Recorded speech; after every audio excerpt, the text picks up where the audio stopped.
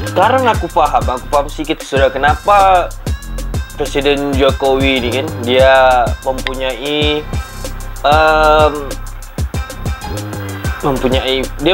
macam mana ya, ciri-ciri yang senang dengan rakyat senang dengan dia, disebabkan Presiden Jokowi dia lahir daripada keluarga yang sederhana, dan Presiden Jokowi dari kecil dia sudah biasa kehidupan yang kita boleh katakan yang sederhana, yang apa rakyat perlukan dia faham, begitu kan.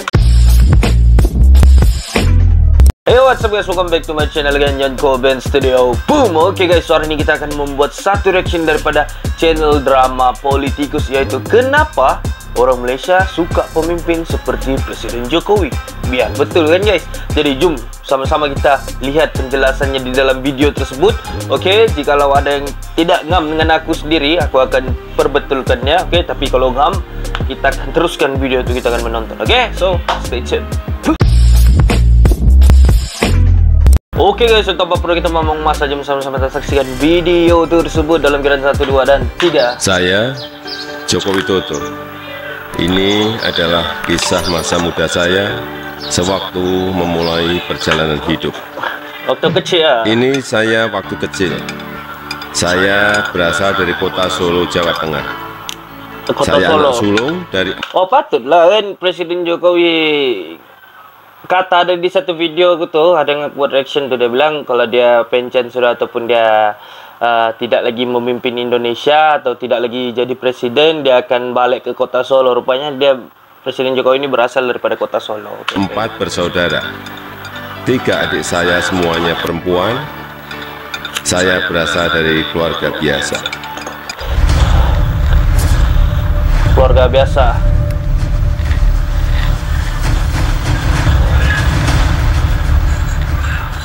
Jokowi efek tidak hanya berkembang di Indonesia dan seluruh negara ASEAN, malah nama Jokowi sudah terkenal sampai ke Malaysia.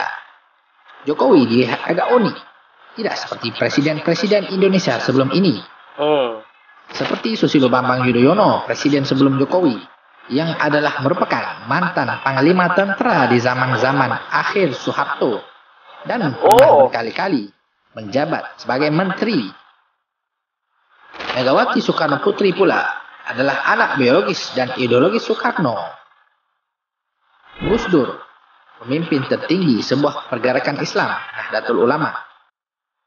Jokowi pula adalah presiden pertama Indonesia yang bukan lahir dari rahim Orde Baru atau oligarki deep state seperti para tentara. Maksudnya begini nih, yang sorry ya kalau aku salah, kalau aku kata, maksudnya yang aku pahami lah kan, yang Presiden Jokowi ini dia lahir bukan dari keluarga yang macam mana, yang ada unsur politik, militeri kan. Presiden Jokowi ini lahir daripada sekeluarga, daripada keluarga yang biasa. Begitulah pemahaman gue, guys. Dan tycoon kaya. Jokowi juga bukan pemimpin mana-mana ormas Islam.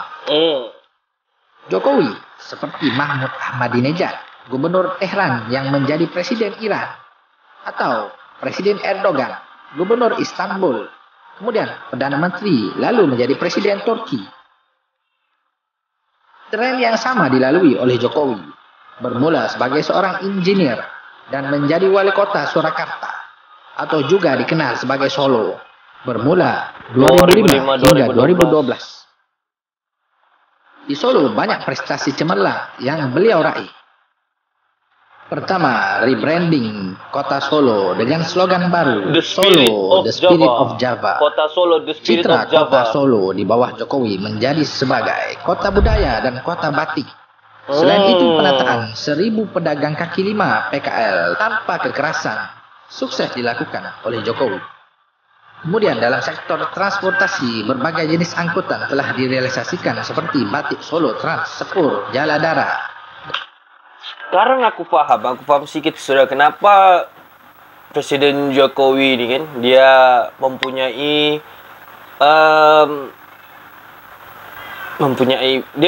macam mana ya, ciri-ciri yang senang dengan rakyat senang dengan dia, disebabkan Presiden Jokowi dia lahir daripada keluarga yang sederhana, dan Presiden Jokowi dari kecil dia sudah biasa kehidupan yang kita boleh katakan yang sederhana, yang apa rakyat perlukan, dia faham.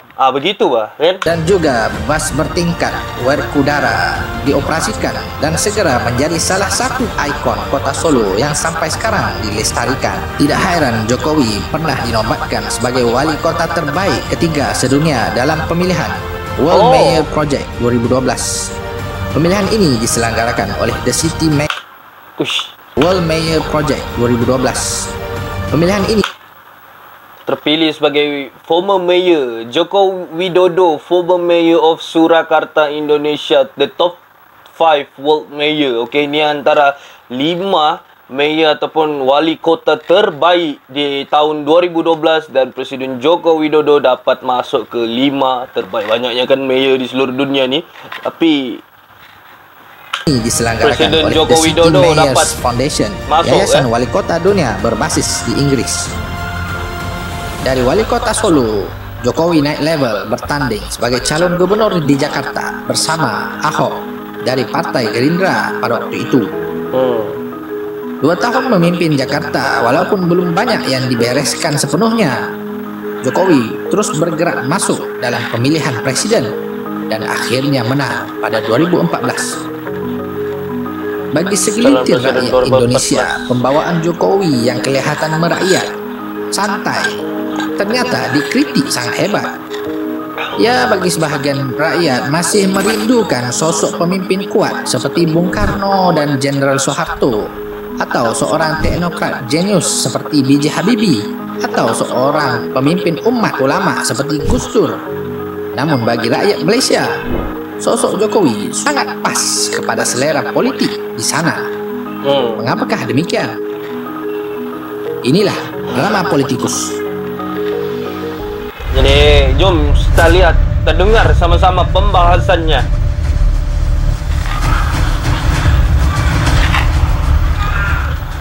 Pertama, sedikit bicara, banyak bekerja.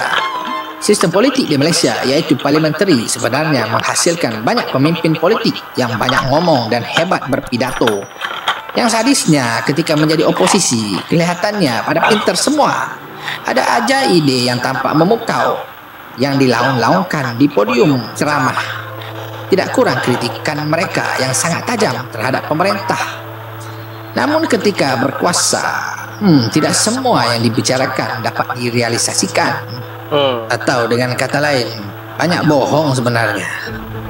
Oleh itu, kalau ada pemimpin yang tidak banyak pidato dan banyak bekerja, orang Malaysia sangat suka pemimpin tersebut. Mungkin kerana sebenarnya kalau di Malaysia kan, kalau bagian politik ni lah, aku tak seberapa masuk juga dengan bagian politik ni. Cuma aku pergi mengundi lah kan untuk sekejap dulu. Aku pergi mengundi je lah kan untuk kewajipan sebagai kau seorang warga negara Malaysia, kau pergi mengundi lah dengan apa ya, dengan siapa yang kau pilih lah kan. Masing-masing kamu punya pilihan sendiri kan. Tapi bagi aku pula sendiri kan, kalau di dalam politik Malaysia ni, dia masing-masing ahli-ahli politik yang berada di Malaysia ni mempunyai kelebihan dan kekurangan sendiri lah. Ini bagi pendapat aku ya. Kalau aku nampak sendiri, aku lihat sendiri pembangunan yang dilakukan di dalam Malaysia ni, dia adalah beberapa kelebihan. Contohnya kalau ahli politik satu naik, dia ada kelebihannya. Dia ada kelebihannya di situ. Jadi rakyat suka di situ. Tetapi dia ada di sebalik kelebihannya, dia ada kekurangannya. Begitulah. Masing-masing ahli politik tu, mungkin bagi aku di seluruh dunia mungkin ada masing-masing begitulah kelebihan dan kekurangannya sendiri ya guys. Sudah terasa bosan dengan politikus yang banyak ngomong. Mungkin. Yang kedua, anak dan isteri Jokowi yang bebas dari kontroversi. Tidak seperti pemimpin nomor 1 Malaysia sebelum-sebelum ini, yang pasti terpalit dengan kasus dan hal-hal kontroversial. Anak-anak dan isteri Jokowi kelihatan tenang-tenang saja. Ini terlihat dari penampilan Ibu Iriana yang jauh berbeda dari isteri Perdana Menteri sebelum ini, Rosmah Mansur. Begitu pula dengan Gibran, Kaisang, dan Kahiyang Ayu. 3 orang ini adalah anak dari Jokowi. Walaupun sebenarnya Gibran kini adalah wali kota bagi Solo. Sebelum itu, beliau bergerak mandiri, membina empire bisnis dari food and beverage hinggalah pada fashion tanpa dibantu oleh kedua orang tuanya. Yang ketiga, Kabinet Presiden Jokowi. Jokowi hanya membutuhkan 38 orang menteri untuk 270 juta penduduk. Malahan Jokowi melantik Prabowo, musuhnya dalam Pilpres 2014 dan 2019 sebagai Menteri Pertahanan. Golongan profesional dan teknokrat juga dilantik sebagai Menteri Keuangan, Menteri Pendidikan, dan Menteri Keusahawanan. Kementerian Pendidikan dikombinasi dengan Kementerian Sains, Teknologi, dan Riset di bawah Nadiem Makarim, Menteri Pendidikan dan bilioner Kebudayaan. Gojek. Ini macam masih muda lagi nih. Jokowi berani menggugurkan 2 menteri baru-baru ini disebabkan kasus korupsi. Menteri Kesehatan pula diganti pada April tahun ini. Tapi hari itu aku ada nampak satu video daripada Presiden Jokowi yang dia menyatakan kalau ada dia punya menteri-menteri yang di bawahnya itu yang menerima korupsi rasuah tu kan, dia akan ambil tindakan yang berat lah. Memang Kerana tegas. tidak berprestasi di masa pandemi. Walaupun seorang yang kelihatan tenang, Jokowi pernah marah menteri kabinet secara terbuka dan mengancam untuk dipecat bila-bila masa jika tidak bekerja dengan benar. Sudah terjadi 2 kali reshuffle kabinet dalam masa 4 bulan karena Presiden Jokowi tidak berpuas hati dengan prestasi menteri semasa COVID-19. Hasilnya, Indonesia berada di ranking ke-40 dalam Global Normalcy Index The Economist, jauh di atas Malaysia. Kedua, Nikkei COVID Recovery Index, Indonesia mendahului Malaysia. Ketiga, Foreign Direct Investment Indonesia 2020 lebih banyak dari Malaysia. Keempat, bursa saham Indonesia jauh lebih baik dari Malaysia.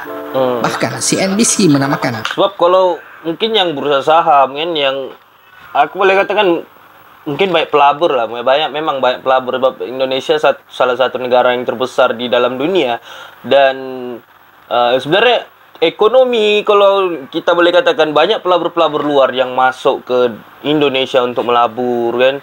Jadi aku boleh katakan memang kalau bursa saham mungkin lah, ini mungkin bagi aku kan, mungkin Indonesia lah yang sebab dia punya dia punya negara besar, pelabur-pelabur luar boleh banyak melabur di dalam sana, jadi senang lah kan. Bursa saham Malaysia terburuk di rantau Asia Pasifik dan keempat terburuk di dunia. Serius lah. Manakala Malaysia sudah 2 kali tukar pemerintahan, namun para menteri lo lagi sama saja. Walau bagaimanapun, dalam situasi sekarang, Perdana Menteri sahaja tidak bisa dipersalahkan total kerana situasi politik yang tidak stabil dikarenakan pihak oposisi sudah mulai mendominasi kursi parlimen, ditambah dengan budaya yang mengakar di dalam landscape politik Malaysia. Political patronage sangat kuat di Malaysia. Aku tak tahu lah kan, sebab